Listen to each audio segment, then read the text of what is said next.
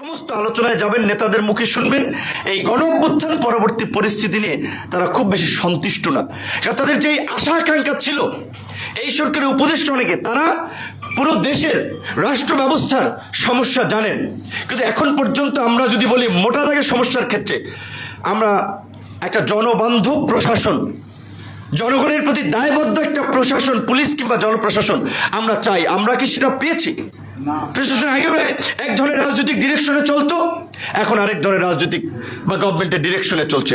কোনো নিরপেক্ষতা, পেশাদারিত্ব এখনো নিশ্চিত হয় নাই এবং সেই সংস্কার নিয়ে খুব বেশি আলাপ আলোচনা হচ্ছে না।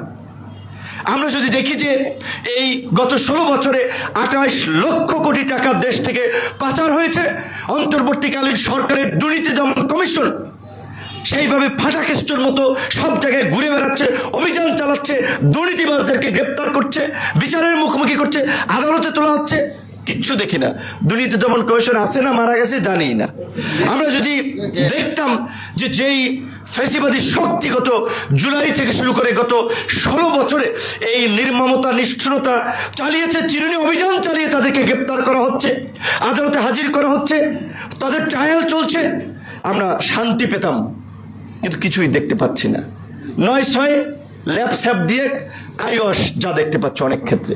প্রকৃত বিষয়ে যেগুলো মানুষের প্রত্যাশা, সিম্পল সাধারণ মানুষের যে প্রত্যাশা, যে প্রত্যাশা নিয়ে রাস্তার একজন শ্রমিক, ফুটপাতের হকার, পথশিশু, রিক্সাওয়ালা, গার্মেন্টস কর্মী যারা এই আন্দোলনের ছাত্র জনতার সাথে যুক্ত হয়েছিল, যে তারা ভেবেছিল এই পরিস্থিতির পরে অন্তত তাদের অর্থনৈতিক, সামাজিক একটা উন্নতি হবে, সেই মৌলিক জায়গায় আমরা খুব বেশি পরিবর্তন দেখি নাই।